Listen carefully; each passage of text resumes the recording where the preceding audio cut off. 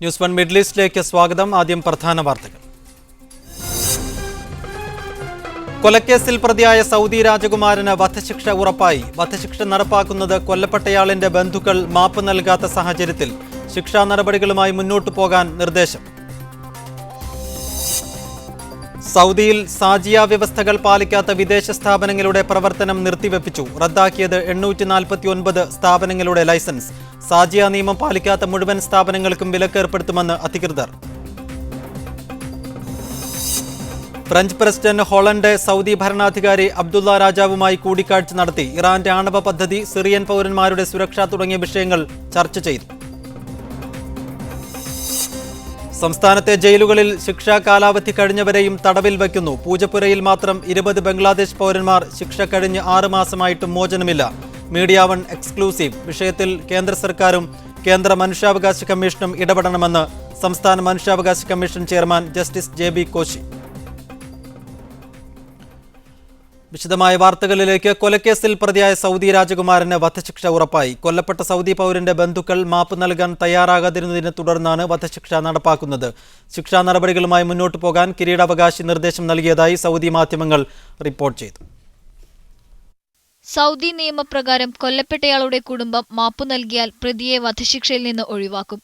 ദിയ അഥവാ ബ്ലഡ് മണി വാങ്ങിയോ വാങ്ങാതെയോ കുടുംബം മാപ്പു നൽകാറുണ്ട്. കൊലക്കേസിൽ പ്രതിയാക്കപ്പെട്ട സൗദി രാജകുമാരന് മാപ്പു നൽകണമെന്നാവശ്യപ്പെട്ട് കൊല്ലപ്പെട്ടയാളുടെ കുടുംബവുമായി മധ്യസ്ഥർ ചർച്ച നടത്തിയിരുന്നു. എന്നാൽ കൊല്ലപ്പെട്ടയാളുടെ പിതാവ് മാപ്പു നൽകാൻ സന്നദ്ധമായില്ല. അവർ വാഗ്ദാനം ചെയ്ത ദിയ കുറഞ്ഞതിനാലാണ് മാപ്പു നൽകാതിരുന്നതെന്ന് മാധ്യമങ്ങൾ റിപ്പോർട്ട് ചെയ്തു. കുടുംബം മാപ്പു നൽകാത്തതിനാൽ ശിക്ഷാ നടപടികളുമായി മുന്നോട്ടു പോകാൻ കിരീടാവകാശിയും ഉപപ്രധാനമന്ത്രിയുമായ അമീർ സൽമാൻ ബിൻ അബ്ദുൽ അസീസ് ആഭ്യന്തര മന്ത്രാലയത്തിന് കത്തയച്ചതായി ഷർക്ക് പത്രത്തെ ഉദ്ധരിച്ച് അറബ് ന്യൂസ് റിപ്പോർട്ട് ചെയ്തു. നിയമം എല്ലാവർക്കും ബാധകമാണെന്നും അതിൽ ചെറിയവനെന്നോ വലിയവനെന്നോ വ്യത്യാസമില്ലെന്നും ആഭ്യന്തരമന്ത്രി അമീർ മുഹമ്മദ് ബിൻ നായിഫിന് അയച്ച കത്തിൽ അമീർ സൽമാൻ പറഞ്ഞു. നിയമത്തിൽ ഇടപെടാൻ ആർക്കും അവകാശമില്ലെന്നും നിയമം അനുസരിക്കാൻ എല്ലാവരും ബാധ്യസ്ഥരാണെന്നും അദ്ദേഹം കൂട്ടിച്ചേർത്തു. കൊല്ലപ്പെട്ടയാളുടെ ബന്ധുക്കൾ മാപ്പു നൽകിയില്ലെങ്കിൽ വധശിക്ഷ നടപ്പാക്കാൻ സൗദി ഭരണാധികാരി അബ്ദുള്ള രാജാവ് നേരത്തെ നിർദ്ദേശം നൽകിയിരുന്നു. ഇതിനാലാണ് കുടുംബവുമായി മധ്യസ്ഥ ശ്രമം നടത്തിയത്. Media 1 Riyadh. സൗദിയിൽ വിദേശി സംരംഭകർക്ക് ലൈസൻസ് നൽകുന്ന വിഭാഗമായ സാജിയയുടെ വ്യവസ്ഥകൾ പാലിക്കാത്ത വിദേശ സ്ഥാപനങ്ങളുടെ പ്രവർത്തനം നിർത്തിവെപ്പിച്ചതായി സാജിയ അധികൃതർ അറിയിച്ചു. നിയമം പാലിക്കാത്ത 849 സ്ഥാപനങ്ങളുടെ ലൈസൻസാണ് റദ്ദാക്കിയത്. സാജിയയുടെ നിയമം പാലിക്കാത്ത മുഴുവൻ സ്ഥാപനങ്ങൾക്കും വിലക്കേർപ്പെടുത്തുമെന്നും സാജിയ സേവന വിഭാഗം under secretary engineer Adnan Al Sharqi പറഞ്ഞു. സൗദിയിൽ വിദേശി സംരംഭകർക്ക് ലൈസൻസ് നൽകുന്ന വിഭാഗമായ Saudi Arabian General Investment Authority സാജിയയുടെ വ്യവസ്ഥകൾ പാലിക്കാത്ത 849 വിദേശ സ്ഥാപനങ്ങളുടെ പ്രവർത്തനമാണ് നിർത്തിവെപ്പിച്ചത്. സാജിയ നിലവിൽ വന്നതിന് ശേഷം വിദേശി സംരംഭകരുടേതായ 9000 സ്ഥാപനങ്ങൾക്ക് ലൈസൻസ് നൽകിയിട്ടുണ്ട്. എന്നാൽ സാജിയയുടെ നിയമം പാലിക്കാൻ കഴിയാത്ത എല്ലാ സ്ഥാപനങ്ങൾക്കും വിലക്കേർപ്പെടുത്തുമെന്നും സാജിയ സേവന വിഭാഗം under secretary engineer Adnan Al ഷർക്കി അറിയിച്ചു. കൃത്യമായ മാനദണ്ഡങ്ങളുടെ അടിസ്ഥാനത്തിലാണ് ലൈസൻസ് വ്യവസ്ഥകൾ പുനഃപരിശോധിക്കുന്നത്. നിയമം പാലിക്കുന്നില്ലെന്ന് കണ്ടെത്തുന്ന സ്ഥാപനങ്ങൾക്ക് പദവി ശരിയാക്കുന്നതിന് സമയപരിധി നിശ്ചയിക്കും. സമയപരിധി കഴിഞ്ഞ ശേഷവും നിയമലംഘകരായി തുടരുന്ന സ്ഥാപനങ്ങളുടെ ലൈസൻസുകളാണ് റദ്ദാക്കുന്നത്. ലൈസൻസ് റദ്ദാക്കുന്നതിന് മുമ്പ് നിയമപരമായ എല്ലാ പരിരക്ഷയും നൽകുമെന്നും അദ്ദേഹം പറഞ്ഞു. രാജ്യത്ത് മലയാളികളടക്കം വിവിധ മേഖലകളിൽ സ്തുത്യർഹമായ നിലയിൽ പ്രവർത്തിക്കുന്ന ഇന്ത്യക്കാരായ നിരവധി നിക്ഷേപകരുണ്ട്. എന്നാൽ സാജിയയുടെ പുതിയ പരിഷ്കരണങ്ങളും കർശനമായ വ്യവസ്ഥകളും മറ്റും അവ പാലിക്കാൻ കഴിയാത്ത ചെറുകിട സംരംഭകരെ സാരമായി ബാധിക്കുമെന്നാണ് നിരീക്ഷകർ കരുതുന്നത്.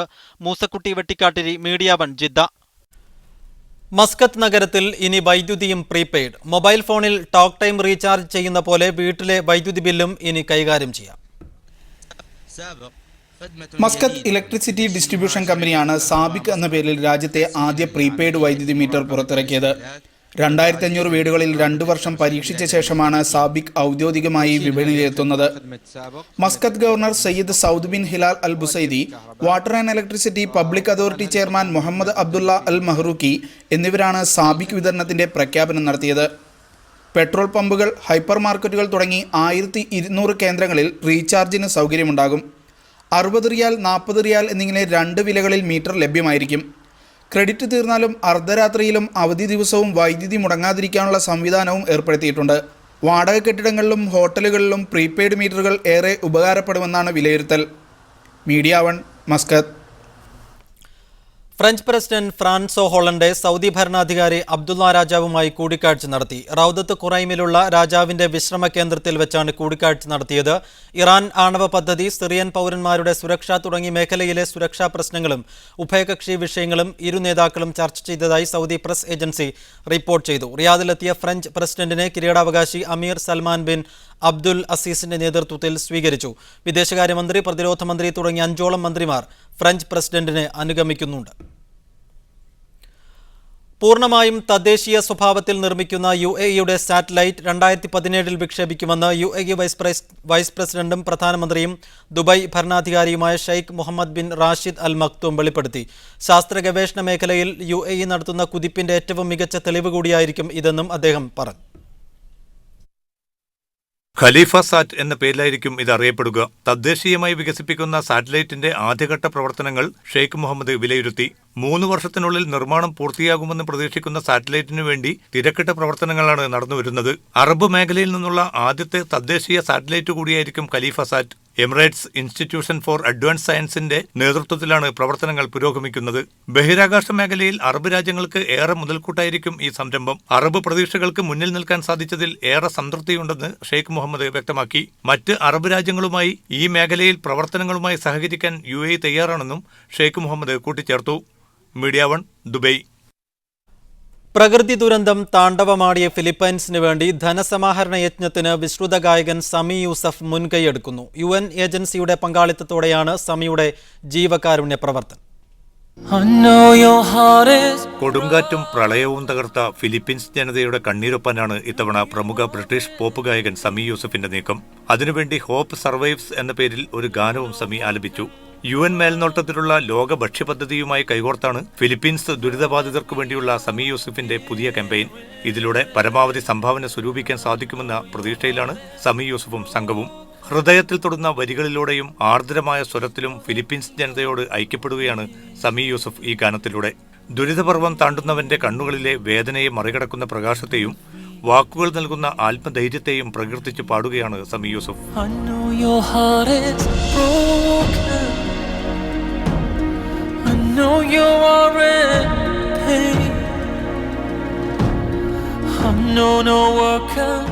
ഹൃദയം തകർന്ന വേദനിക്കുന്ന ജനതയോട് പ്രാർത്ഥനയിലൂടെ ചേർന്ന് നിൽക്കാൻ താനും കൂടെയുണ്ടെന്ന് സമി യൂസഫ് ഉറപ്പു നൽകുന്നു. യുദ്ധവും സംഘർഷങ്ങളും പ്രകൃതി ദുരന്തവും നേരിടുന്ന ലോക ജനതയ്ക്കു വേണ്ടി ഒട്ടേറെ ജീവകാരുണ്യ പദ്ധതികളാണ് സമി യൂസഫും സംഘവും നടപ്പാക്കി വരുന്നത്. ഗൾഫ് ഉൾപ്പെടെ അറബ് ലോകത്തു നിന്നും ഫിലിപ്പീൻസിനു വേണ്ടി വൻ തുക സമാഹരിക്കാൻ ഇതിലൂടെ സാധിക്കുമെന്ന പ്രതീക്ഷയിലാണ് സമി യൂസഫും സംഘവും. MC Nasar, media 1 Dubai. പുതുവത്സരാഘോഷത്തിന്റെ മറവിൽ നിയമങ്ങൾ ലംഘിക്കാൻ ആരെങ്കിലും തുനിഞ്ഞാൽ കർശനമായി നേരിടുമെന്ന് ദുബായ് പോലീസിന്റെ മുന്നറിയിപ്പ്. പ്രധാന റോഡുകളിലും ടൂറിസ്റ്റ് കേന്ദ്രങ്ങളിലും ഇതിനായി പോലീസിനെ നിയോഗിക്കും. റോഡ് നിയമങ്ങൾ ലംഘിച്ച് വാഹനങ്ങൾ ഓടിക്കുന്ന യുവാക്കൾക്കെതിരെയും നടപടിയുണ്ടാകും. മദ്യപിച്ചോടിക്കുന്നവരെ കണ്ടെത്താൻ പ്രത്യേക സംഘത്തെ നിയമിക്കും. ന്യൂ ഇയർ ആഘോഷങ്ങൾ ക്യാമറയിൽ പകർത്താൻ റോഡരികിൽ വാഹനങ്ങൾ പാർക്ക് ചെയ്യുന്നതും ഒഴിവാക്കണമെന്ന് ദുബായ് പോലീസ് മേധാവി മുന്നറിയിപ്പ് നൽകി.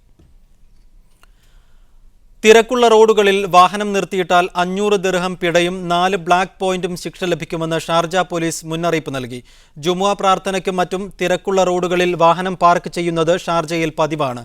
കാർ ഉടമകൾക്കും ഇത് പ്രയാസം സൃഷ്ടിക്കുന്നുണ്ട്. ഏത് സാഹചര്യത്തിലായാലും ജനങ്ങൾക്ക് പ്രയാസം സൃഷ്ടിക്കുമാറ് വാഹനം നിർത്തിയിടുന്നത് അംഗീകരിക്കാൻ പറ്റില്ലെന്നും ഷാർജ പോലീസ് വക്താവ് അറിയിച്ചു. ഉമ്മുസുക്കീം റോഡ് വികസന പദ്ധതി അന്തിമഘട്ടത്തിൽ 167 ദശലക്ഷം ദിർഹം ചെലവ് വരുന്ന പദ്ധതിയുടെ ഭാഗമായി നിർമ്മിച്ച 2 പാലങ്ങൾ ഗതാഗതത്തിനായി തുറന്നുകൊടുത്തു. 2ാം ഘട്ടം ജനുവരി 7-ന് തുടങ്ങും. ഉമ്മുസുക്കീം റോഡിനെ അൽഖായിൽ, ഷെയ്ഖ് സായിദ് റോഡ് എന്നിവയുമായി ബന്ധിപ്പിക്കുന്നതായിരുന്നു ആദ്യഘട്ടം. ഫെബ്രുവരി അവസാനത്തോടെ ഉമ്മുസുക്കീം റോഡ് വികസന പദ്ധതി പൂർത്തീകരിക്കുമെന്ന് റോഡ് ട്രാൻസ്പോർട്ട് അതോറിറ്റി അറിയിച്ചു. ഗതാഗതം സുഗമമാക്കുന്നതിന് പുറമെ കാൽനടയാത്രക്കാർക്കും ഏറെ സൗകര്യങ്ങളാണ് പദ്ധതി പൂർത്തിയാകുന്നതോടെ ലഭിക്കുക. മൊറോക്കോയ്ക്ക് ഖത്തറിന്റെ വക $1.25 ബില്യൺ ധനസഹായം. വടക്കൻ ആഫ്രിക്കൻ രാഷ്ട്രങ്ങളുടെ സാമ്പത്തിക സ്ഥിതിയെ ശക്തിപ്പെടുത്താൻ ഗൾഫ് രാഷ്ട്രങ്ങളായ ഖത്തർ, സൗദി, കുവൈത്ത്, UAE എന്നീ രാഷ്ട്രങ്ങൾ കഴിഞ്ഞ വർഷം ധാരണയായിരുന്നു. ഇതിന്റെ ഭാഗമായാണ് ഖത്തർ $1.25 മില്യൺ ധനസഹായം പ്രഖ്യാപിച്ചത്. ഖത്തർ അമീർ Sheikh Tamim bin Hamad Al താനിയും Morocco രാജാവ് മുഹമ്മദ് 6-നും ചേർന്നാണ് ധാരണാപത്രം ഒപ്പുവെച്ചത്. ദുബായിലെ കോൺസൽ ജനറലായി അനുരാഗ് ഭൂഷൺ ചുമതലയേറ്റു. ന്യൂഡൽഹിയിലെ റീജിയണൽ പാസ്പോർട്ട് ഓഫീസറായി സേവനമനുഷ്ഠിക്കുകയായിരുന്നു. ഉത്തർപ്രദേശ് സ്വദേശിയായ അനുരാഗ് ഭൂഷൺ IIT കാൺപൂരിൽ നിന്ന് ബിരുദവും IIM അഹമ്മദാബാദിൽ നിന്ന് എക്സിക്യൂട്ടീവ് മാനേജ്മെന്റിൽ പോസ്റ്റ് ഗ്രാജുവേറ്റ് ഡിപ്ലോമയും നേടിയ ശേഷം 1995-ലാണ് ഇന്ത്യൻ ഫോറിൻ സർവീസിൽ ചേർന്നത്. ടോക്കിയോ, ധാക്ക, ബെർലിൻ എന്നിവിടങ്ങളിൽ വിവിധ തസ്തികകളിൽ പ്രവർത്തിച്ചിട്ടുണ്ട്. 3 വർഷത്തെ സേവനത്തിന് ശേഷം സഞ്ജയ് വർമ്മ സ്ഥലം മാറിപ്പോയ ഒഴിവിലാണ് പുതിയ കോൺസൽ ജനറൽ ചുമതലയേൽക്കുന്നത്. ഇനിയൊരു ഇടവേള.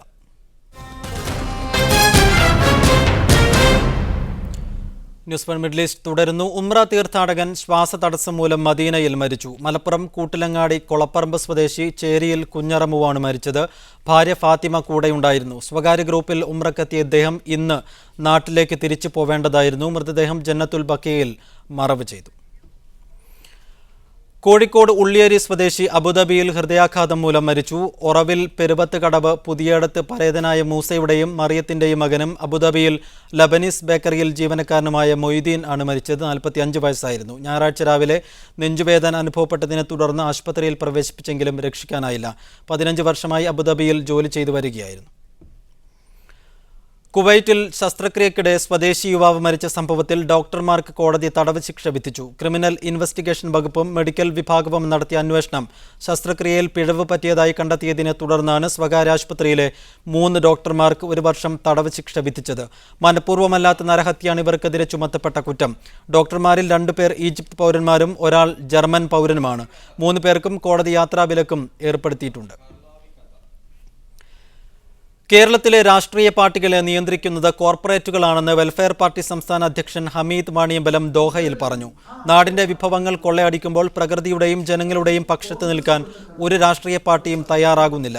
മുന്നണി രാഷ്ട്രീയത്തിലെ വിശ്വാസ്യത നഷ്ടപ്പെടുന്നതിനാലാണ് കേരളത്തിൽ പൗരരാഷ്ട്രീയം വിജയിക്കുന്നത്. വോട്ട് ബാങ്കിന് വേണ്ടിയാണ് രാഷ്ട്രീയ പാർട്ടികൾ സാമുദായിക ധ്രുവീകരണം നടത്തുന്നതെന്നും FCCയുടെ മുൻ ഡയറക്ടർ കൂടിയായ ഹമീദ് വാണിയമ്പലം പറഞ്ഞു. ഈജിപ്തിലെ യഥാർത്ഥ ഭീകരർ പട്ടാള ഭരണകൂടമാണെന്ന ലോക ഇസ്ലാമിക പണ്ഡിതൻ സഭാധ്യക്ഷൻ ഡോക്ടർ യൂസഫ് അൽ കർദാവി. വെള്ളിയാഴ്ച ഉമർ ഖത്താബ് പള്ളിയിൽ നടന്ന ജുമാ പ്രസംഗത്തിലാണ് കർദാവി ഈജിപ്ത് പട്ടാളത്തിനെതിരെ ആഞ്ഞടിച്ചത്. തീവ്രവാദ സംഘടന എന്ന പേരിൽ ഈജിപ്തിലെ മുസ്ലിം ബ്രദർഹുഡ് സംഘടനയെ നിരോധിച്ച പട്ടാള നടപടിയെക്കുറിച്ച് പ്രതികരിക്കുകയായിരുന്നു ഡോക്ടർ യൂസഫ് അൽ കർദാവി. ഈജിപ്തിലെ ഭരണകൂടമാണ് യഥാർത്ഥ ഭീകരനെന്നും ബ്രദർഹുഡ് ഭരണകൂട ഭീകരതയുടെ ഇര മാത്രമാണെന്നും കർദാവി പ്രതികരിച്ചു. ഈജിപ്തിലുള്ള 1000-ൽ പരം സംഘടനകളെ നിരോധിക്കാനും അവരുടെ സ്വത്തുക്കൾ മുഴുവൻ കണ്ടുകെട്ടാനുള്ള സർക്കാർ തീരുമാനം സ്ഥിതിഗതികൾ വഷളാക്കും. മില്യൺ കണക്കിന് കുടുംബാംഗങ്ങളെ സഹായിക്കുന്ന സംഘടനകളാണിവ. 15 മില്യൺ ഈജിപ്ത് പൗരന്മാരുടെ ഭാവി ഇരുട്ടിലാക്കുന്ന തീരുമാനമാണിതെന്ന് കർദാവി വ്യക്തമാക്കി. റാബിയ അദവിയയിൽ 1000-ങ്ങളെ കൊന്നത് ബ്രദർഹുഡ് അല്ല, സർക്കാരാണ്. ഈജിപ്തിൽ വീഴുന്ന ഓരോ തുള്ളി ചോരയ്ക്കും ഭരണകൂടം ദൈവത്തിനു മുമ്പിൽ മാപ്പ് പറയേണ്ടി വരുമെന്നും അദ്ദേഹം മുന്നറിയിപ്പ് നൽകി. Ramees Chathiyara, media 1, Doha. ആഭ്യന്തര മന്ത്രാലയത്തിന് വേണ്ടി മിസ് ഔദ് ഇൻഡസ്ട്രിയൽ സിറ്റിയിൽ പാർപ്പിട സൗകര്യമൊരുക്കാനായി ഖത്തർ പെട്രോളിയവുമായി കരാർ ഒപ്പുവെച്ചു. South Security Department Brigadier Mohammed Jassim Al സുലൈത്തിയും Qatar Petroleum Industrial Cities Affairs Director Mohammed Al മുഫ്താഹും തമ്മിലാണ് കരാറിൽ ഒപ്പുവെച്ചത്. പദ്ധതിയുടെ പ്രവർത്തനം ഉടൻ തന്നെ ആരംഭിക്കുമെന്ന് അൽ മുഫ്താഹ് കൂട്ടിച്ചേർത്തു. കുവൈത്തിന്റെ വിവിധ ഭാഗങ്ങളിൽ ഒരാഴ്ചക്കിടെ നടത്തിയ പരിശോധനകളിൽ 32,111 ട്രാഫിക് നിയമലംഘനങ്ങൾ രേഖപ്പെടുത്തിയതായി ജനറൽ ട്രാഫിക് ഡിപ്പാർട്ട്മെന്റ് അറിയിച്ചു. മതിയായ രേഖകളില്ലാത്തതും കാലഹരണപ്പെട്ടതുമായ 1,103 വാഹനങ്ങൾ കസ്റ്റഡിയിലെടുത്തതായും കടുത്ത നിയമലംഘനം നടത്തിയ 15 പേരെ അറസ്റ്റ് ചെയ്തതായും ട്രാഫിക് പോലീസ് അറിയിച്ചു. അനധികൃത പരസ്യ ബോർഡുകൾക്കെതിരെ കുവൈറ്റ് മുനിസിപ്പാലിറ്റി നടപടി കർശനമാക്കി. ഖൈത്താൻ, ഫറവാനിയ മേഖലകളിലെ 120ഓളം അനധികൃത പരസ്യ ബോർഡുകൾ നീക്കം ചെയ്തു. നിയമം ലംഘിച്ച് സ്ഥാപിച്ച പരസ്യ ബോർഡുകളും സമയപരിധി അവസാനിച്ചിട്ടും മാറ്റാത്തവയുമാണ് മുനിസിപ്പാലിറ്റി പരിശോധക വിഭാഗം നടത്തിയ റെയ്ഡിൽ നീക്കം ചെയ്തത്. നഗരസഭയുടെ അനുമതിയില്ലാതെ പൊതുസ്ഥലങ്ങളിൽ നോട്ടീസുകളും മറ്റും പതിക്കുന്നവർക്കെതിരെ കർശന നടപടി സ്വീകരിക്കുമെന്ന് അധികൃതർ മുന്നറിയിപ്പ് നൽകി. പൂജപ്പുര സെൻട്രൽ ജയിലിൽ 20 ബംഗ്ലാദേശ് പൗരന്മാരെ അനധികൃതമായി തടവിൽ പാർപ്പിച്ചിരിക്കുന്നു. ശിക്ഷ പൂർത്തിയായി 6 മാസം കഴിഞ്ഞിട്ടും ഇവർ ജയിലിൽ തന്നെ കഴിയുകയാണ്. ശിക്ഷാ കാലാവധി പൂർത്തിയായാൽ ഇവരെ നാട്ടിലേക്ക് അയക്കണമെന്ന കോടതി ഉത്തരവും ലംഘിച്ചാണ് അനധികൃത തടവ്. Media 1 exclusive. 3 വർഷം മുമ്പാണ് ഇഷ്ടികക്കളത്തിൽ ജോലി ചെയ്യാനെത്തിയ ബംഗ്ലാദേശ് സ്വദേശികൾ നെടുമ്പാശ്ശേരി പോലീസിന്റെ പിടിയിലായത്. മതിയായ രേഖകളില്ലാതെ രാജ്യാതിർത്തി കടന്നതിന് ഇവർക്ക് കോടതി 2 വർഷത്തെ ശിക്ഷ വിധിച്ചു. ഇക്കഴിഞ്ഞ ജൂൺ 12-ന് ശിക്ഷാ കാലാവധി അവസാനിച്ചു. ശിക്ഷ കഴിഞ്ഞയുടൻ ഇവരെ സ്വദേശത്തേക്ക് മടക്കി അയക്കണമെന്ന് കോടതി ഉത്തരവിട്ടിരുന്നു. പക്ഷേ ഇപ്പോഴും ഇവർ ജയിലിൽ തന്നെ കഴിയുകയാണ്. 6 മാസം മുമ്പ് ഇവരുടെ ശിക്ഷാ കാലാവധി കഴിഞ്ഞെന്ന് ജയിൽ സൂപ്രണ്ട് തന്നെ സമ്മതിക്കുന്നു. പക്ഷേ ഇവരെ എന്ന് മോചിപ്പിക്കുമെന്ന കാര്യത്തിൽ അധികൃതർക്ക് വ്യക്തതയില്ല. ശിക്ഷാ കാലാവധി കഴിഞ്ഞ് മാസങ്ങൾ പിന്നിട്ടിട്ടും ഇവരെ തടവിൽ വയ്ക്കുന്നത് കടുത്ത മനുഷ്യാവകാശ ലംഘനമാണെന്ന് നിയമവിദഗ്ധർ പറയുന്നു. ഈ മനുഷ്യാവകാശ ലംഘനം മറ്റൊരു രാജ്യത്തെ തടവറകളിൽ വെച്ച് നടക്കുമ്പോൾ അത് കൂടുതൽ ഗൗരവപ്പെട്ടതായിത്തീരുന്നു എന്നുള്ളതാണ്. ഇന്ത്യ പോലുള്ളൊരു ജനാധിപത്യ രാജ്യത്തെ തടവറയിൽ മറ്റൊരു രാജ്യത്തെ, പ്രത്യേകിച്ചും ദരിദ്ര രാജ്യമായിട്ടുള്ള ബംഗ്ലാദേശിൽ നിന്നുള്ള ആളുകൾക്ക് കാലാവധിക്ക് ശേഷവും ജയിലറയിൽ കിടക്കേണ്ടി വന്നു എന്നുള്ളത് നമ്മുടെ ജനാധിപത്യ ബോധത്തെ തന്നെ ഞെട്ടിപ്പിക്കേണ്ടുന്ന ഒരു വാർത്തയാണ്, നമ്മെ ലജ്ജിപ്പിക്കേണ്ടുന്ന ഒരു കാര്യമാണ്. പാസ്പോർട്ടുമായി ബന്ധപ്പെട്ട രേഖകൾ ശരിയാകാത്തതാണ് ഇവരുടെ മോചനം വൈകാൻ കാരണമെന്നാണ് ഔദ്യോഗിക വിശദീകരണം. സായ്കുമാർ, മീഡിയ 1, കോഴിക്കോട്. വിഷയത്തിൽ കേന്ദ്ര സർക്കാരും കേന്ദ്ര മനുഷ്യാവകാശ കമ്മീഷനും ഇടപെടണമെന്ന് സംസ്ഥാന മനുഷ്യാവകാശ കമ്മീഷൻ ചെയർമാൻ ജസ്റ്റിസ് JB കോശി ആവശ്യപ്പെട്ടു. യാത്രാരേഖകൾ ശരിയാക്കുന്നതിന് നേരിടുന്ന കാലതാമസമാണ് മോചനം വൈകിപ്പിക്കുന്നതെന്നും ജസ്റ്റിസ് കോശി മീഡിയ 1-നോട് പറഞ്ഞു. മതിയായ രേഖകളില്ലാതെ ഇവിടെ വന്നാൽ കോടതിയുടെ കാര്യങ്ങള് കോടതിയിൽ ചെയ്ത കുറ്റത്തിന് ശിക്ഷിച്ചാലും അവർക്ക് മതിയായ രേഖകൾ വരാതെ പുറത്തു പോകാനായിട്ട് സാധിക്കത്തില്ല. അത് രാജ്യാന്തര നിയമമാണ്. അതുകൊണ്ട് അതിന്റെ പ്രൊസീജിയർ എടുക്കും. അത് സംസ്ഥാന ഗവൺമെന്റ് അല്ല ചെയ്യേണ്ടത്, അത് ചെയ്യേണ്ടത് ഇന്ത്യ ഗവൺമെന്റ് ആണ്. ശിക്ഷാ കാലാവധി കഴിഞ്ഞിട്ടും ബംഗ്ലാദേശ് പൗരന്മാർ പൂജപ്പുര ജയിലിൽ. മോചനം നീളുന്നത് എന്തുകൊണ്ട്? ഈ വിഷയം ന്യൂസ് 1 മിഡിൽ ഈസ്റ്റ് ചർച്ച ചെയ്യുന്നു. അഡ്വക്കേറ്റ് കാളീശ്വരം രാജ്, നിയമവിദഗ്ധൻ, കൊച്ചി സ്റ്റുഡിയോയിലുണ്ട്. ഒപ്പം അഡ്വക്കേറ്റ് സന്ധ്യ രാജ്, നിയമവിദഗ്ധ, കോട്ടയം സ്റ്റുഡിയോയിൽ. ആക്ടിവിസ്റ്റും എഴുത്തുകാരനുമായ രാഹുൽ ഈശ്വർ കൊച്ചി സ്റ്റുഡിയോയിൽ നിന്നും ഈ ചർച്ചയിൽ ചേരുന്നു. ആദ്യം അഡ്വക്കേറ്റ് കാളീശ്വരം രാജിലേക്ക്. ശ്രീ കാളീശ്വരം രാജ്, കഴിഞ്ഞ ജൂൺ 12-നാണ് ഇവരുടെ ശിക്ഷാ കാലാവധി കഴിഞ്ഞത്. ഈ ഡിസംബർ 12-ലേക്ക് 6 മാസം പിന്നിടുന്നു. ഇനിയും ഇവർ അഴിക്ക് പുറത്തേക്ക് വന്നിട്ടില്ല. നടപടിക്രമങ്ങളിലെ കാലതാമസം തന്നെയാണോ അതോ ഇവരോട് അനീതി കാണിച്ചതാണോ നമ്മൾ? രണ്ടുമുണ്ട്. നടപടിക്രമങ്ങളിലുള്ള കാലതാമസം എന്ന് പറയുന്നത് ഇത്തരത്തിലുള്ള ഒരു അനീതിക്ക് അല്ലെങ്കിൽ മനുഷ്യാവകാശ ലംഘനത്തിനുള്ള ന്യായീകരണമല്ല എന്നുള്ളതാണ് ശ്രദ്ധിക്കേണ്ടുന്ന കാര്യം. കാരണം ഇവിടെ ഈ ആളുകളെ തടവറയിലിട്ടത് ഞാൻ മനസ്സിലാക്കുന്നത് മതിയായ യാത്രാരേഖകളില്ലാതെ, പാസ്പോർട്ട്, വിസ തുടങ്ങിയ രേഖകളില്ലാതെ, മറ്റ് അനുബന്ധ രേഖകളില്ലാതെ ഇവർ ഇന്ത്യയിൽ താമസിച്ചു എന്നുള്ളതാണ്. ഇവർ ജോലി ചെയ്തു വരികയായിരുന്നു എന്നും കേൾക്കുന്നു. അതെന്തായാലും ആ കുറ്റത്തിനാണ് ഇവരെ ശിക്ഷിച്ചതും ഇവർ ഒരു നിശ്ചിത കാലയളവിലേക്കുള്ള തടവ് ശിക്ഷ അനുഭവിച്ചതും. അങ്ങനെ ജയിലിൽ ഇടുമ്പോൾ തന്നെ അധികൃതർക്കറിയാവുന്ന കാര്യമാണ് ഇവർ ശിക്ഷിക്കപ്പെട്ടത് യാത്രാരേഖകളുടെ അഭാവം എന്ന അവസ്ഥയിലാണ്, അതുമായി ബന്ധപ്പെട്ട കുറ്റത്തിനാണ് എന്ന്. അപ്പോൾ കോടതിയും പറഞ്ഞിരിക്കുന്നു ശിക്ഷാ കാലാവധി കഴിഞ്ഞാൽ ഇവരെ അവരുടെ മാതൃരാജ്യത്തേക്ക് അയക്കാനുള്ള സംവിധാനം ചെയ്യണമെന്ന്. അപ്പോൾ ഈ കാര്യങ്ങൾ ഇന്ന് ഒരു മാധ്യമ റിപ്പോർട്ടിലൂടെ പുറത്തു വന്ന കാര്യമായിട്ട് പരിഗണിക്കാൻ അധികൃതർക്ക് കഴിയില്ല. അധികൃതരെ സംബന്ധിച്ചിടത്തോളം ഇവരെ ജയിലിൽ അടക്കുമ്പോൾ തന്നെ അറിയുമായിരുന്നു, അവർക്കറിയുന്ന കാര്യമാണ് ഇവരെന്തിനാണ് ജയിലിൽ അടക്കുന്നത്, എപ്പോഴാണ് ഇവരുടെ തടവ് ശിക്ഷ കഴിയുന്നത് എന്ന്. ആ കഴിയുന്ന മുറക്ക് ഉടനെ തന്നെ ഇവരെ മാതൃരാജ്യത്തേക്ക് അയക്കുവാനുള്ള നടപടി എടുക്കുവാനുള്ള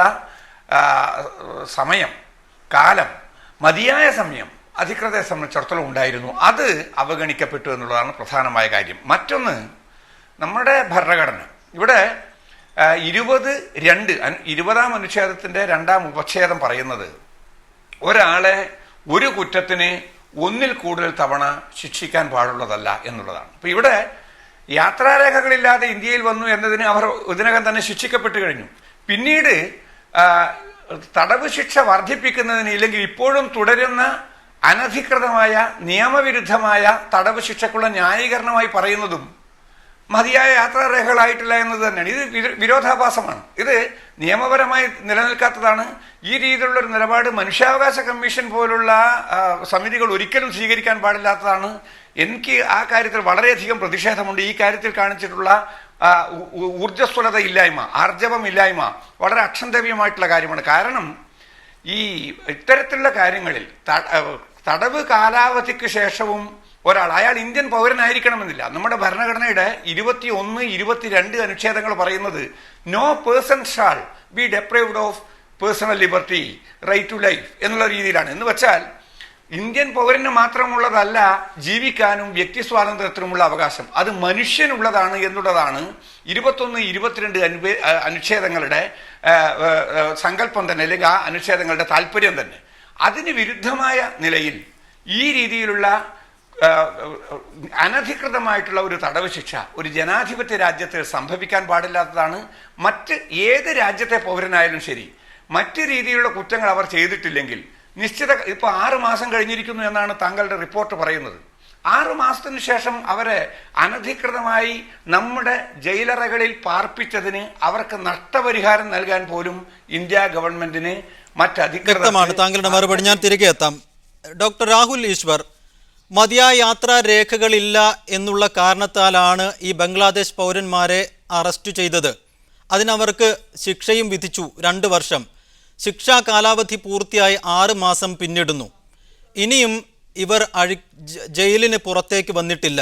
ഇവരോട് അപമര്യാദയായി പെരുമാറുകയാണോ നമ്മുടെ നിയമ സംവിധാനം? താങ്കൾക്ക് എന്ത് തോന്നുന്നു? ഇങ്ങനൊരു സ്റ്റോറി പുറത്തു കൊണ്ടുവന്നതിന് മീഡിയ വണ്ണിനെ അഭിനന്ദിക്കുന്നു. തീർച്ചയായും ബംഗ്ലാദേശി നമ്മുടെ സഹോദര രാജ്യമാണ് ബംഗ്ലാദേശ്. ഭാരതവുമായി ചരിത്രപരമായി തന്നെ ബന്ധമുള്ള രാജ്യമാണ്. അപ്പോൾ അവിടുത്തെ പൗരന്മാർക്കാണെങ്കിൽ തന്നെ നമ്മുടെ പൗരന്മാർ കൊടുക്കുന്ന അതേ മര്യാദയോ അല്ലെങ്കിൽ അതിൽ കൂടുതൽ മര്യാദയോ നമ്മൾ കൊടുക്കണം. ഇത് പക്ഷേ ബോധപൂർവമായൊരു നീതിലംഘനമാണെന്ന് തോന്നുന്നില്ല. നമ്മുടെ നാട്ടിൽ നമുക്കറിയാം പലപ്പോഴും ഡിലേഡ് ജസ്റ്റിസ് ആണ് വ്യക്തികൾക്ക് ലഭിക്കാറുള്ളത്. അതുകൊണ്ട് ബോധപൂർവ്വം നമ്മുടെ ഭരണകൂടങ്ങളോ സമ്പ്രദായങ്ങളോ ഇവരെ ടാർഗറ്റ് ചെയ്യുകയാണെന്ന് തോന്നുന്നില്ല. റിപ്പോർട്ട് പ്രകാരം തന്നെ തോന്നുന്നില്ല. ബംഗാളിലൊക്കെ ഒരുപക്ഷെ നുഴഞ്ഞുകയറ്റമടക്കമുള്ള അല്ലെങ്കിൽ ഒരുപാട് ആൾക്കാർ ഇങ്ങോട്ട് ഇൻഫ്ലക്സ് ഓഫ് പോപ്പുലേഷനൊക്കെ ഉണ്ടാവാം. പക്ഷേ ഇവരതൊന്നും അല്ലെന്ന് തോന്നുന്നു. ഇവരുടെ ഈ കേട്ട റിപ്പോർട്ട് വെച്ച് ഈ ജനങ്ങൾക്ക് അല്ലെങ്കിൽ ഈ 20 തടവുകാർക്ക് എല്ലാവിധ മനുഷ്യാവകാശ അവരുടെ എല്ലാ റൈറ്റ്സും പ്രൊട്ടക്റ്റ് ചെയ്യപ്പെടണം. അവർ 6 മാസത്തിൽ കൂടെയാണെങ്കിൽ കളീശ്വര സാർ പറയുകയുണ്ടായി, അവരുടെ നമ്മുടെ ജനാധിപത്യ ബോധത്തിന് നേരെയുള്ളൊരു ചോദ്യം ചിഹ്നം തന്നെയാണ്. അതുകൊണ്ട് അവർക്ക് എത്രയും വേഗം, പ്രത്യേകിച്ച് വേറെ യാതൊരു കേസും ഇല്ല എന്നുള്ള സ്ഥിതിക്ക് എത്രയും വേഗം അവർക്ക് അവരുടെ റൈറ്റ്സ് പുനഃസ്ഥാപിക്കണം, അവരുടെ മാതൃരാജ്യമായ ബംഗ്ലാദേശിലേക്ക് അയക്കണം. അതിന് നമ്മുടെ ഭരണകൂടവും സിവിൽ സൊസൈറ്റിയും നമ്മളാൽ കഴിയുന്ന കാര്യങ്ങൾ ചെയ്യണം എന്ന് തന്നെയാണ് എൻ്റെ അഭിപ്രായം. റൈറ്റ്, ഞാൻ താങ്കളിലേക്ക് മടങ്ങിയെത്താം. അഡ്വക്കേറ്റ് സന്ധ്യ രാജ്, നേരത്തെ രാഹുൽ ഈശ്വർ സൂചിപ്പിച്ചതുപോലെ മറ്റു രാജ്യങ്ങളിൽ ഇന്ത്യക്കാർ അല്ലെങ്കിൽ കേരളീയരൊക്കെ മത്സ്യത്തൊഴിലാളികളായാലും നേരത്തെ ഇറാൻ്റെ തടവിലായ മത്സ്യത്തൊഴിലാളികളുടെ വാർത്ത ഇപ്പോൾ അടുത്താണ് അതിലൊരു പരിഹാരമുണ്ടായത്. ഇങ്ങനെ ലോകത്തിൻ്റെ വിവിധ ഭാഗങ്ങളിൽ ഇന്ത്യക്കാർ പിടിയിലാകാറുണ്ട്. ആ വിഷയത്തിലൊക്കെ നമ്മൾ ഗൗരവതരമായ ചർച്ചകളിലേക്ക് കടക്കാറുണ്ട്, പല വിവാദങ്ങൾ ഉണ്ടാകാറുണ്ട്. പക്ഷേ ഇവിടെ അകപ്പെടുന്നവരുടെ കാര്യങ്ങളിൽ മാത്രം നേരത്തെ രാഹുൽ ഈശ്വർ സൂചിപ്പിച്ചതുപോലെ ഒരു ഡിലേഡ് ജസ്റ്റിസ് ഉണ്ടാവുന്നു. എന്തുകൊണ്ടാണ് അങ്ങനെ ഒരു ഡിലേഡ് ജസ്റ്റിസ് ഇവിടെ ഉണ്ടാകുന്നത്? നമ്മൾ ഈ വിഷയം വളരെ ലാഘവത്തോടു കൂടിയാണോ ഇത്തരം കാര്യങ്ങളെ നോക്കിക്കാണുന്നത്? തീർച്ചയായിട്ടും ലാഘവത്തോടെ തന്നെയാണ് കാണുന്നത്. ബിക്കോസ് ഈ ബാംഗ്ലാദേശി പ്രിസണേഴ്സിന്റെ ഇതിൽ 54 പ്രിസണേഴ്സ് ആക്ച്വലി ജൂണിന് മുമ്പേ കേരളത്തിലുണ്ടായിരുന്നു വേരിയസ് പ്രിസൺസിൽ. എന്നിട്ട് ബാംഗ്ലാദേശ് എംബസിയിലെ ബാംഗ്ലാദേശി കൗൺസിൽ മിനിസ്റ്റർ ഇവിടെ വന്നിട്ടുണ്ടായിരുന്നു. പേഴ്സണലി ഇവിടെ വന്നിട്ട് ഈ 54 ആൾക്കാർക്ക് വേണ്ടിയിട്ട് ഒരു എക്സിറ്റ് പെർമിറ്റ് വരെ കൊടുത്തതായിരുന്നു. ഈ എക്സിറ്റ് പെർമിറ്റിൽ ചിലവർക്ക് കേസസ് തീരാത്തതായിരുന്നു, ചിലരുടെ കേസ് തീർന്നതായിരുന്നു. അപ്പോൾ തീർന്ന ആൾക്കാർക്ക് ആ സമയത്ത് എക്സിറ്റ് പെർമിറ്റ്സ് ഉണ്ടായിരുന്നു. അതിന് 3 മാസത്തെ വാലിഡിറ്റി ഉണ്ടായിരുന്നു.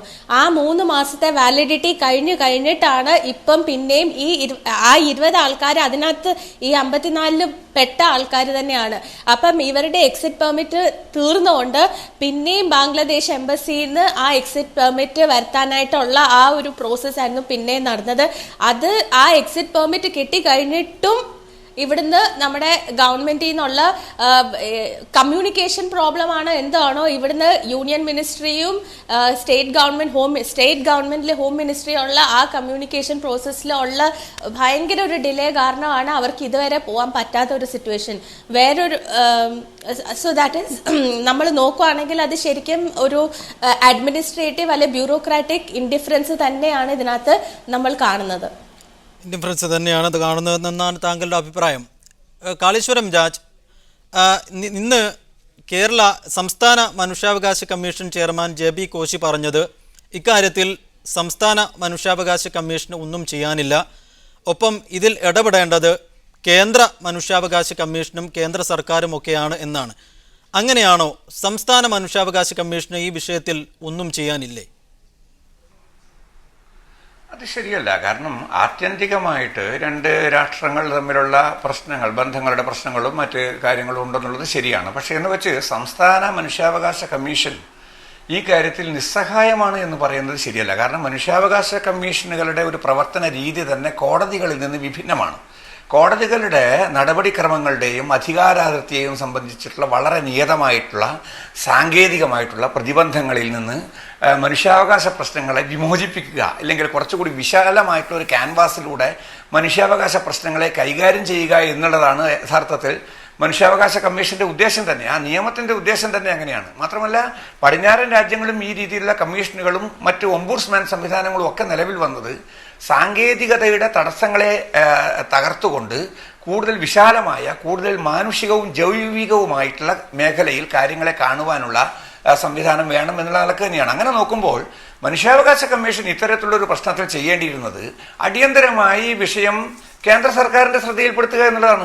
കേന്ദ്ര സർക്കാരിന്റെ ശ്രദ്ധയിൽപ്പെടുത്തുവാൻ അത് ദേശീയ മനുഷ്യാവകാശ കമ്മീഷൻ തന്നെ ആയിരിക്കണമെന്ന് എവിടെയും പറഞ്ഞിട്ടില്ല. ദേശീയ മനുഷ്യാവകാശ കമ്മീഷന്റെ ശ്രദ്ധയിൽ സംസ്ഥാന മനുഷ്യാവകാശ കമ്മീഷന് പെടുത്താം. അതേസമയം സംസ്ഥാന മനുഷ്യാവകാശ കമ്മീഷൻ ഈ വിഷയം ഒരേ സമയം സംസ്ഥാന സർക്കാരിന്റെയും അത് വഴിയോ അല്ലെങ്കിൽ നേരിട്ടോ കേന്ദ്ര സർക്കാരിന്റെയും ശ്രദ്ധയിൽപ്പെടുത്താവുന്നതാണ്. സംസ്ഥാന മനുഷ്യാവകാശ കമ്മീഷനാണ് ഈ കാര്യം ഉന്നയിച്ചിരിക്കുന്നത് എന്നതുകൊണ്ട് കേന്ദ്ര സർക്കാരിന് അതിനെ അവഗണിക്കാൻ കഴിയുകയില്ല. ഏതായാലും എൻ്റെ അഭിപ്രായത്തിൽ ഇവിടെ ഇതൊരു ചർച്ച പോലും, വളരെ വിശാലമായ ദീർഘിച്ച ഒരു ചർച്ച പോലും നിലനിൽക്കുന്നത്, ഇല്ലെങ്കിൽ ചർച്ചയ്ക്ക് മാത്രമായി ഈ കാര്യത്തെ വിട്ടുകൊടുക്കുന്നത് പോലും ശരിയായ സമീപനമല്ല. വളരെ സത്വരമായ രീതിയിൽ ഈ കാര്യത്തിൽ എന്തെങ്കിലും ചെയ്യേണ്ടതായിട്ടുണ്ട്. താങ്കളുടെ റിപ്പോർട്ടിൽ ഇത് സംബന്ധിച്ചിട്ടുള്ള ചില വിശദാംശങ്ങൾ നൽകിയിട്ടുണ്ട്. ഈ കാര്യം ഞാൻ അടിയന്തരമായി നിയമപരമായിട്ട് തന്നെ ഈ കാര്യം ബന്ധപ്പെട്ട മേഖലകളിൽ കോടതികളിൽ അടക്കം ഉന്നയിക്കുന്നതാണ്. യാതൊരു വിധത്തിലുള്ള പ്രതിഫലവും ഇല്ലാതെ തന്നെ ഈ വിഷയം ബന്ധപ്പെട്ട കോടതികൾ മുമ്പാകെ ഉന്നയിക്കുന്നതാണ്. ഈ തടവുകാരുടെ കാര്യം ഹൈക്കോടതി അടക്കമുള്ള സ്ഥാപനങ്ങൾക്ക് മുമ്പാകെ ഉന്നയിക്കുന്നതാണ്, കേന്ദ്ര ഗവൺമെന്റിന്റെ മുമ്പാകെ ഉന്നയിക്കുന്നതാണ്. ഇതിനുള്ള പരിഹാരം സത്വരമായി നേടേണ്ടത് ഒരു ജനത എന്നുള്ള നിലയിൽ നമ്മുടെ ആവശ്യമാണ്, നീതിയുടെ ആവശ്യമാണ്. വ്യക്തമാണ്. ശ്രീ രാഹുൽ ഈശ്വർ, ബംഗാളികൾ എന്ന് പറഞ്ഞാണ് കേരളത്തിലേക്ക് ഈ ബംഗ്ലാദേശികൾ വന്നത്. ഇഷ്ടികക്കളത്തിൽ ജോലിയെടുക്കാൻ വേണ്ടിയിട്ടാണ് ഇവർ വന്നിട്ടുള്ളത്. ഇങ്ങനെ നിരവധി ബംഗ്ലാദേശ് പൗരന്മാരാവട്ടെ അല്ലാത്തവരാവട്ടെ നിരവധി ആളുകൾ ഇങ്ങനെ കടന്നു വരുന്നു. മുംബൈയിലും ഡൽഹിയിലുമൊക്കെ നിരവധി ബംഗ്ലാദേശികൾ ഇത്തരത്തിൽ അതിർത്തി കടന്നു വന്നവരുണ്ട്. നേരത്തെ BJP ഇതൊരു വിവാദമാക്കുകയും ചെയ്തിരുന്നു. ഇവർ വലിയൊരു വിഭാഗമാകുന്നു, ഒരു വോട്ട് ബാങ്ക് ആകുന്നു. ഇക്കാര്യം നേരത്തെ BJP ഉൾപ്പെടെയുള്ള രാഷ്ട്രീയ പാർട്ടികൾ വലിയ ചർച്ചയാക്കി ഉയർത്തിക്കൊണ്ടുവരിക ചെയ്തിരുന്നു.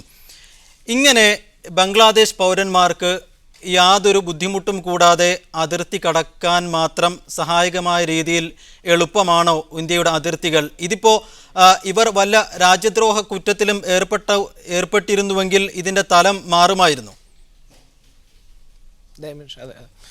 രണ്ട് കാര്യങ്ങളാണ്. ഒന്ന്, കാളീശ്വരം രാജ് സാറിൻ്റെ ആ പ്രൊആക്റ്റീവ് അപ്രോച്ച് വളരെ നല്ലതാണ്. ഏകദേശം 1 വർഷങ്ങൾക്ക് മുമ്പ് സോമാലിയയിൽ ഇതേപോലെ പിടിക്കപ്പെട്ട മലയാളി നാവികരുടെ വിഷയം ഞങ്ങൾ കുറച്ചുപേർ ഉയർത്തിയിരുന്നു. പലപ്പോഴും ഒരു ആർജവമുള്ള ഒരു അപ്രോച്ച് നമ്മുടെ ഭരണ സംവിധാനങ്ങളിൽ നിന്ന് ഉണ്ടാവാറില്ല എന്നൊരു വിഷമകരമായ കാര്യമാണ്.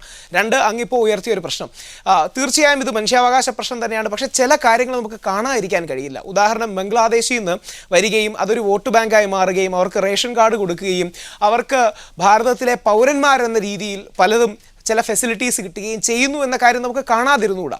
നമുക്ക് ചുറ്റുമുള്ള പല രാജ്യങ്ങളും വളരെ ദരിദ്രമാണ്. അവിടെ നിന്നൊരു ഇൻഫ്ലക്സ് ഓഫ് പോപ്പുലേഷൻ, നമ്മുടെ പോറസ് ബോർഡേഴ്സിലൂടെ ഒരു ഇൻഫ്ലക്സ് ഓഫ് പോപ്പുലേഷൻ ഉണ്ടാകുന്നു എന്നുള്ള സംശയം വളരെ കാലമായി പല ഏജൻസികളും വളരെ വ്യക്തമായി തന്നെ ചൂണ്ടിക്കാണിക്കുന്നതാണ്. ബംഗാളികൾ നമ്മുടെ സഹോദരന്മാരാണ്, പക്ഷേ ഒരുപാട് സാങ്കേതികത്വവും ദേശീയതയുടെ ബോർഡേഴ്സും അതിലൂടെ വരുന്ന ബാക്കി ക്രൈം റിലേറ്റഡ് പ്രശ്നങ്ങളും ഉണ്ട്. അതുകൊണ്ട് ഇത് നമുക്ക് കാണാതിരിക്കാൻ കഴിയില്ല. പക്ഷേ ഈ കേസിൽ തന്നെ നമുക്ക് നോക്കാം, ഇവരിൽ ആരെങ്കിലും ഒരാളെങ്കിലും ഒരു ഭീകരമായ കുറ്റകൃത്യത്തിൽ ഏർപ്പെട്ടാലോ അല്ലെങ്കിൽ ഒരുപാട് മാനങ്ങളുള്ള ഏതെങ്കിലും ഒരു കേസിൽ ഏർപ്പെട്ടാലോ ബാക്കി എല്ലാവർക്കും അതൊരു ചീത്തപ്പേരും ബാക്കി എല്ലാവർക്കും അതൊരു പ്രശ്നമായി മാറുന്ന അവസ്ഥയായിരുന്നു. അതുകൊണ്ട് നമ്മുടെ ബോർഡേഴ്സ് കുറച്ചുകൂടെ ശക്തമാക്കുകയും ആ ബോർഡേഴ്സിലൂടെ ഈ ദാരിദ്ര്യം അനുഭവിക്കുന്ന ജനത വരുന്നത് സ്വാഭാവികമാണ്. പക്ഷേ ഭാരതം എന്നൊരു രാജ്യം തങ്ങളുടെ സിറ്റിസൺസിന് ഫസ്റ്റ് പ്രയോറിറ്റി കൊടുത്തുകൊണ്ട് നമ്മുടെ പോറസ് ബോർഡേഴ്സ് അല്ലാതാക്കണം, അതിങ്ങനെ സുഷിരങ്ങളുള്ള ബോർഡേഴ്സ് ആവാതെ ശക്തമായ ബോർഡേഴ്സ് ആക്കുകയും ഇത്തരത്തിലൊരു ഇൻഫ്ലക്സ് അൺനെസസറി മൈഗ്രേഷൻ ഒഴിവാക്കേണ്ട ഒരു ഉത്തരവാദിത്വവും നമുക്കുണ്ട്.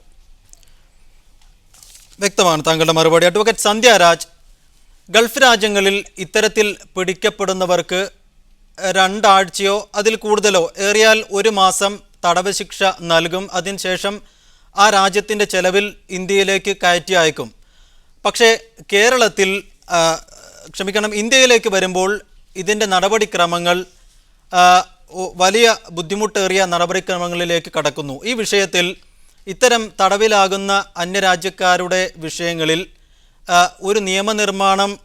പുതിയ ഒരു നിയമനിർമ്മാണം ആവശ്യമുണ്ടോ, അല്ലെങ്കിൽ ഇപ്പോഴുള്ള നിയമനീതിന്യായ സംവിധാനം ദുർബലമാണോ ഇക്കാര്യത്തിൽ? ഇതിൻ്റെ ഒരു സംഗതി ആക്ച്വലി നിയമനിർമ്മാണം എന്ന് പറയുമ്പോഴത്തേക്ക് ഈ കുറേയൊക്കെ ഇല്ലീഗൽ മൈഗ്രൻസ് നമ്മുടെ കേരളത്തിലോ അല്ലെങ്കിൽ ഇന്ത്യയിലോ വരുന്നത് ഒരു ട്രാഫിക്കിങ്ങിൻ്റെ ഭാഗവുമായിട്ടാണ് വരുന്നതെന്നുമാണ് നമ്മൾ ആ ഒരു ഇഷ്യൂവും കൂടെ ഇതിനകത്ത് നോക്കണം. ബിക്കോസ് കുറേയൊക്കെ നമ്മൾ ഈ നോക്കുകയാണെങ്കിൽ മോസ്റ്റ് ഓഫ് ദം ഫോൾസ് പാസ്പോർട്ട്സും ഫോൾസ് ഐഡൻറ്റിറ്റിയിലാണ് വരുന്നത്. ഈ false identity, false passport violation എന്ന് പറയുമ്പോഴത്തേക്ക് ഇവർക്ക് ഏജൻറ്റ് വഴിയാണ് ഈ പാസ്പോർട്ട്സ് ഒക്കെ ഈ ഐഡൻറ്റിറ്റി ഡോക്യുമെന്റേഷൻ കിട്ടുന്നത്. അപ്പോഴാണ് അവർ ഈ പാസ്പോർട്ട് ആക്ടിന്റെ വയലേഷനിൽ വരുന്നത്. നമ്മുടെ ഈ ട്രാഫിക്കിങ്ങിന്റെ ഭാഗമായിട്ട് ആക്ച്വലി പ്രോപ്പർലി ആ നിയമത്തിന്റെ ആ പ്രോസസ്സ് അനുസരിച്ച് ആക്ച്വലി ഇവർക്കൊരു എൻക്വയറി നടക്കേണ്ടതായിരുന്നു, whether they are traffic victims or not എന്നുള്ളൊരു കാര്യം. ഇവിടെ ആ ഒരു എൻക്വയറി നടന്നിട്ടേ ഇല്ല. യൂണിയൻ മിനിസ്ട്രി ക്ലിയർ ആയിട്ട് ഗൈഡ് ലൈൻസ് കൊടുത്തിട്ടുണ്ട്. ഹൗ ഈ anti human trafficking units set up ചെയ്തിട്ട് ക്ലിയർ ആയിട്ട് ഇങ്ങനെ പിടിക്കപ്പെടുന്ന ആൾക്കാരെ എങ്ങനെയാണ് ട്രീറ്റ് ചെയ്യേണ്ടതെന്ന് പറഞ്ഞിട്ട്, എന്നിട്ട് അവരെ എങ്ങനെയാണ് തിരിച്ച് ഡിപ്പോർട്ട് ചെയ്യേണ്ട ആ ഒരു രീതിയിൽ ക്ലിയർ ഗൈഡ് ലൈൻസ് റീസെൻ്റ്ലി നമ്മുടെ വെബ്സൈറ്റിൽ വരെ ഉണ്ട്. പക്ഷെ നമ്മുടെ ഒഫീഷ്യൽസിന് അതിൻ്റെ ഒരു അവയർനെസ്സും അല്ല, ഒരു ഷോർട്ട് കട്ട് മെത്തേഡായിട്ട് ഓക്കെ പാസ്പോർട്ട് വയലേഷൻ, അവരെ അറസ്റ്റ് ചെയ്തു, അവരെ ജയിലിലാക്കി, whether they are traffic victims or not എന്നുള്ള ഒരു ഇഷ്യൂ അവനകത്ത് കൺസിഡറേഷനേ ചെയ്യുന്നില്ല. അത് ആക്ച്വലി മജിസ്ട്രേറ്റ്സും അതൊരു എൻക്വയറി നടത്തേണ്ടതാണ്. അത് സാഡ്ലി അത് നടക്കാറില്ല നമ്മുടെ റെഗുലർ കോർട്ട് സിസ്റ്റംസിൽ. അപ്പം ഒരു നമ്മുടെ ലോ ഇല്ലാത്തതിൻ്റെ അല്ല, ലോ ശരിക്ക് നിയമം ഇല്ലാത്തതിൻ്റെ അല്ല, നിയമം ശരിക്ക് ഉപയോഗിക്കാത്തതിൻ്റെ ഒരു പ്രശ്നവും ഇവിടെ കാണുന്നുണ്ട്. ഇംപ്ലിമെന്റിംഗ് ഒഫീഷ്യൽസിനും ആ കറക്റ്റ് ആയിട്ടുള്ള പ്രൊസീജിയർ അറിയാൻ മേലാത്ത ഒരു പ്രശ്നം അവിടെ കാണുന്നുണ്ട് ക്ലിയർ ആയിട്ട്. വ്യക്തമാണ്.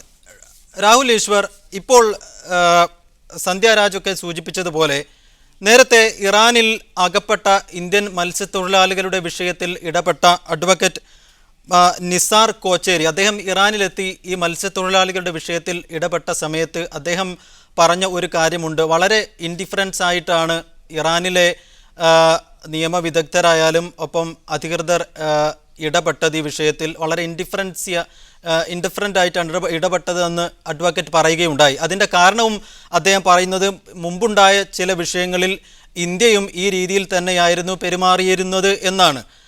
ഈ വിഷയത്തിൽ ഇന്ത്യക്കാർ മറ്റു രാജ്യങ്ങളിൽ അകപ്പെടുമ്പോൾ ഇന്ത്യക്കാരുടെ മനോനില മറ്റൊന്നും, മറ്റു രാജ്യങ്ങളിലെ ആളുകൾ ഇവിടെ ആകുമ്പോൾ അവരുടെ നീതി വൈകുന്നതിൽ നമുക്കൊരു വിഷമം ഉണ്ടാകുന്നുമില്ല. നമ്മുടെ സമൂഹത്തിൻ്റെ മാനസികാവസ്ഥയാണോ ഇതിൽ പ്രശ്നം? തീർച്ചയായും അത് വളരെ പ്രധാനപ്പെട്ടൊരു കാര്യമാണ്. കാര്യം പലപ്പോഴും നമുക്ക് അത് തുറന്ന് സമ്മതിക്കുന്നതിന് നമുക്ക് മടിയൊന്നും കൂടണ്ട. നമുക്ക് പലപ്പോഴും വെളി രാജ്യത്തുള്ള ആൾക്കാർ ഇവിടെ വന്ന് പെടുമ്പോൾ, അത് പാകിസ്ഥാനാണെങ്കിലും ബാക്കി രാജ്യങ്ങളിൽ നിന്നാണെങ്കിലും, അവർ നിരപരാധികളാണെങ്കിൽ, കുറ്റവാളികളാണെങ്കിലല്ല നിരപരാധികളാണെങ്കിൽ മനുഷ്യത്വപരമായി അവരെ കാണേണ്ട ഒരു ഉത്തരവാദിത്തം നമ്മുടെ റെസ്പോൺസിബിലിറ്റിയാണ്. അത് ഭാരതം എന്ന് പറയുന്ന രാജ്യം, അതിൻ്റെ വിശാല മനസ്കത എന്ന് നമ്മൾ പുകഴ്ത്തി പറയുന്ന ആ മനസ്സ് കാണിക്കേണ്ട അവസരങ്ങളാണ്. പലപ്പോഴും നമ്മുടെ മത്സ്യത്തൊഴിലാളികളോ അല്ലെങ്കിൽ മീൻപിടുത്തക്കാരോ ഒക്കെ ഏതെങ്കിലും ബോർഡേഴ്സ് തെറ്റിപ്പോകുമ്പോൾ അങ്ങോട്ടും ഇങ്ങോട്ടും പല രാജ്യങ്ങളിൽ ട്രാപ്ഡ് ആകാറുണ്ട്. അവരെ പലപ്പോഴും ചാരന്മാരാണെന്ന് സംശയിക്കാറുണ്ട്, തിരിച്ചിങ്ങോട്ട് അങ്ങനെ സംശയിക്കാറുണ്ട്.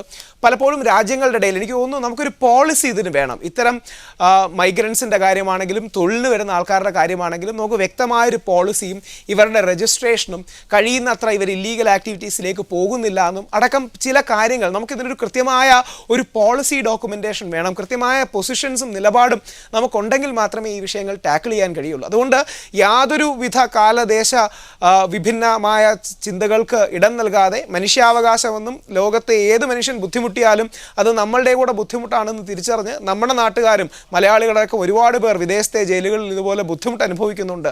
ആ പൊതു മനസ്സിൻ്റെ വിഷമം മനസ്സിലാക്കിക്കൊണ്ട് ഏറ്റവും കരുണാർദ്രമായി നമ്മളാൽ കഴിയുന്ന പരമാവധി സഹായം ഈ നിരപരാധികൾക്ക് ചെയ്തു കൊടുക്കണമെന്നും അതോടൊപ്പം ഒരു നിരപരാധി പോലും അങ്ങനെ ഇന്ത്യൻ ജയിലുകളിൽ ബുദ്ധിമുട്ട് അനുഭവിക്കുന്നുണ്ടെങ്കിൽ, കൂടുതൽ കാലം കഴിയുന്നുണ്ടെങ്കിൽ അത് നമ്മുടെ രാജ്യത്തിന് നാണക്കേടാണ്. അത് നമ്മുടെ രാജ്യത്തിൻ്റെ ആവശ്യമാണ് അവരെ തിരിച്ചയക്കേണ്ടത് എന്ന തിരിച്ചറിവ്, പൊതുബോധം, നേരത്തെ കാളീശ്വരം സാർ പറഞ്ഞ നമുക്ക് ആ ലജ്ജിക്കേണ്ട മനോഭാവം ഉണ്ടായാൽ മാത്രമേ ഇത്തരം കാര്യങ്ങൾക്ക് നമ്മുടെ നാട്ടിലും ലോകത്താകമാനവും ഒരു വേഗമേറിയ ജസ്റ്റിസ് ഉണ്ടാകും. റൈറ്റ്. അഡ്വക്കേറ്റ് കാളീശ്വരം രാജ്, ഈ ചർച്ച അവസാനിപ്പിക്കുമ്പോൾ നേരത്തെ രാഹുൽ ഈശ്വർ സൂചിപ്പിച്ചതുപോലെ ഈ വിഷയത്തിൽ ഒരു പോളിസി ഡോക്യുമെന്റേഷന്റെ ആവശ്യമുണ്ടോ? ഒപ്പം മനുഷ്യാവകാശ ധ്വംസനമാണ് ഇവിടെ നടന്നിരിക്കുന്നതെന്ന് നേരത്തെ താങ്കൾ തന്നെ സൂചിപ്പിച്ചു. ഈ വിഷയത്തിൽ ഈ ബംഗ്ലാദേശ് പൗരന്മാർക്ക് ഇനി എന്താണ് ചെയ്യുവാനുള്ളത്? ഇവിടെ ഈ താങ്കളുടെ ചാനൽ കൊണ്ടുവന്നിട്ടുള്ള ഈ റിപ്പോർട്ട് അതിൻ്റെ ഒരു സാർവദേശീയത കൊണ്ട്, അല്ലെങ്കിൽ അന്തർദേശീയത കൊണ്ട്, പ്രാപഞ്ചികത കൊണ്ട് ശ്രദ്ധേയമാണ്. അത് എല്ലാ മനുഷ്യാവകാശങ്ങളും, മനുഷ്യാവകാശ പ്രശ്നങ്ങൾ മുഴുവനും ദേശാതിർത്തികൾക്ക് അതീതമാണെന്ന് പറയുന്നത് അതുകൊണ്ടാണ്. എല്ലാ മനുഷ്യാവകാശ പ്രശ്നങ്ങളും പ്രാപഞ്ചികമാണ്. ഹ്യൂമൻ റൈറ്റ്സ് ആർ യൂണിവേഴ്സൽ എന്നാണ് പറയുക. അപ്പോൾ അതിൻ്റെ ഒരു സ്പിരിറ്റ് ഉൾക്കൊണ്ട് തന്നെയാണ് ഈ ചർച്ചയിൽ സന്ധ്യയും രാഹുലും സംസാരിച്ചത് എന്ന് ആശ്വാസകരമായിട്ടുള്ള കാര്യമാണ്. ഇനി താങ്കളുടെ ചോദ്യത്തിലേക്ക് വന്നാൽ, അപ്പോൾ അടിയന്തരമായി ഈ കാര്യത്തിൽ തീർച്ചയായിട്ടും ഇത്തരത്തിലുള്ള കാര്യങ്ങളിലൊരു ഡോക്യുമെൻറ്റേഷൻ ആവശ്യമാണ്. ഇതിനെ ഡോക്യുമെൻറ്റേഷൻ മാത്രം പോരാ, തുടർച്ചയായി അതിനെ അപ്ഡേറ്റ് ചെയ്യാനും ആനുകാലികവൽക്കരിക്കുവാനും അതുപോലെ അതിനെ തുടർച്ചയായിട്ട് നിരീക്ഷിക്കുവാനും, കാര്യങ്ങൾ എങ്ങനെയാണ് നടക്കുന്നത് എന്ന് നിരീക്ഷിക്കുവാനും ഒരു പ്രത്യേക സെൽ തന്നെ ഉണ്ടാകേണ്ടതുണ്ട്. കാരണം ഇത് പലപ്പോഴും ഇത്തരത്തിലുള്ള ആളുകൾക്ക് അവരുടേതായ രീതിയിൽ പലപ്പോഴും നിയമ നടപടികളുമായി മുമ്പോട്ട് കൊണ്ടുപോകാൻ കഴിയണമെന്നില്ല. പ്രത്യേകിച്ചും ദരിദ്ര രാജ്യങ്ങളിലെ തടവുകാരാകുമ്പോൾ അവരുടെ പിന്നാക്കാവസ്ഥ, അവരുടെ വിദ്യാഭ്യാസപരവും സാമ്പത്തികവും സാമൂഹികവും ഭൗമശാസ്ത്രപരവുമായിട്ടുള്ള പിന്നോക്കാവസ്ഥ, ഇതൊക്കെ പ്രശ്നങ്ങളാണ്. അതുകൊണ്ട് ഒരു ജനാധിപത്യ രാജ്യം എന്നുള്ള നിലയിൽ ഭരണതലത്തിൽ കൂടുതൽ ജാഗ്രത കാണിക്കേണ്ടതായിട്ടുണ്ട്. ഇനി താങ്കളുടെ ചോദ്യത്തിൽ അവസാനം സൂചിപ്പിച്ച കാര്യം, ഈ പ്രത്യേക തടവുകാരുടെ കാര്യത്തിൽ ഇവരുടെ ഒരു പട്ടിക, അത് ഭാഗികമാണോ എന്നറിഞ്ഞുകൂടാ, ഒരു പട്ടിക എനിക്ക് ലഭിച്ചിട്ടുണ്ട്. ആ പട്ടികയും അതുപോലെ മറ്റ് ജയിലുകളിലുള്ള സമാന ദുരവസ്ഥ അഭിമുഖീകരിക്കുന്ന ആളുകളെ കുറിച്ചിട്ടും അന്വേഷിക്കേണ്ടതുണ്ട്. ഈ കാര്യങ്ങൾ അടിയന്തരമായി തന്നെ ഭരണഘടനാ കോടതി എന്നുള്ള നിലയിൽ നമ്മുടെ ഹൈക്കോടതിക്ക് മുമ്പാകെ സമർപ്പിക്കാവുന്നതാണ് എന്ന് എനിക്ക് തോന്നുന്നു. ആ രീതിയിലുള്ളൊരു നടപടി ഉണ്ടായിക്കഴിഞ്ഞാൽ ആ കാര്യത്തിൽ തങ്ങളുടെ നിലപാട് വ്യക്തമാക്കുവാനുള്ള ബാധ്യത കേന്ദ്ര സംസ്ഥാന സർക്കാരുകൾക്കും മനുഷ്യാവകാശ കമ്മീഷനുകൾ പോലുള്ള ബോഡികൾക്കും സമിതികൾക്കും ഉണ്ടാകും. അതിന്റെ ഫലമായിട്ട് തീർച്ചയായിട്ടും ഈ കാര്യത്തിൽ ഇത്തരം വിഷയങ്ങളിൽ രാജ്യത്തിന്റെ പോളിസി മാറേണ്ടതുണ്ട് എന്ന് തന്നെയാണ് ചർച്ചയിൽ പങ്കെടുത്തവരുടെ എല്ലാം ഏക അഭിപ്രായം. വളരെ നന്ദി രാഹുൽ ഈശ്വർ, ഒപ്പം അഡ്വക്കേറ്റ് കാളീശ്വരം രാജ്, അഡ്വക്കേറ്റ് സന്ധ്യ രാജ്, ഈ വിഷയത്തിൽ ഈ ചർച്ചയിൽ പങ്കെടുത്തതിന് വളരെയധികം നന്ദി. ഇനി പ്രധാന വാർത്തകളിലേക്ക് ഒരിക്കൽ കൂടി. കൊലക്കേസിൽ പ്രതിയായ സൗദി രാജകുമാരന് വധശിക്ഷ ഉറപ്പായി. വധശിക്ഷ നടപ്പാക്കുന്നത് കൊല്ലപ്പെട്ടയാളിന്റെ ബന്ധുക്കൾ മാപ്പ് നൽകാത്ത സാഹചര്യത്തിൽ ശിക്ഷാ നടപടികളുമായി മുന്നോട്ടു പോകാൻ നിർദ്ദേശം. സൗദിയിൽ സാജിയ വ്യവസ്ഥകൾ പാലിക്കാത്ത വിദേശ സ്ഥാപനങ്ങളുടെ പ്രവർത്തനം നിർത്തിവെപ്പിച്ചു. റദ്ദാക്കിയത് 849 സ്ഥാപനങ്ങളുടെ ലൈസൻസ്. സാജിയ നിയമം പാലിക്കാത്ത മുഴുവൻ സ്ഥാപനങ്ങൾക്കും വിലക്കേർപ്പെടുത്തുമെന്ന് അധികൃതർ. ഫ്രഞ്ച് പ്രസിഡന്റ് ഹോളണ്ട് സൗദി ഭരണാധികാരി അബ്ദുള്ള രാജാവുമായി കൂടിക്കാഴ്ച നടത്തി. ഇറാന്റെ ആണവ പദ്ധതി, സിറിയൻ പൗരന്മാരുടെ സുരക്ഷ തുടങ്ങിയ വിഷയങ്ങൾ ചർച്ച ചെയ്തു. സംസ്ഥാനത്തെ ജയിലുകളിൽ ശിക്ഷാ കാലാവധി കഴിഞ്ഞവരെയും തടവിൽ വയ്ക്കുന്നു. പൂജപ്പുരയിൽ മാത്രം 20 ബംഗ്ലാദേശ് പൗരന്മാർ ശിക്ഷ കഴിഞ്ഞ് 6 മാസമായിട്ടും മോചനമില്ല. Media one exclusive. വിഷയത്തിൽ കേന്ദ്ര സർക്കാരും കേന്ദ്ര മനുഷ്യാവകാശ കമ്മീഷനും ഇടപെടണമെന്ന് സംസ്ഥാന മനുഷ്യാവകാശ കമ്മീഷൻ ചെയർമാൻ ജസ്റ്റിസ് JB കോശി. ഇതോടെ ന്യൂസ് 1 മിഡിൽ ഈസ്റ്റ് ഇവിടെ പൂർണ്ണമാവുന്നു. Good night and good bye.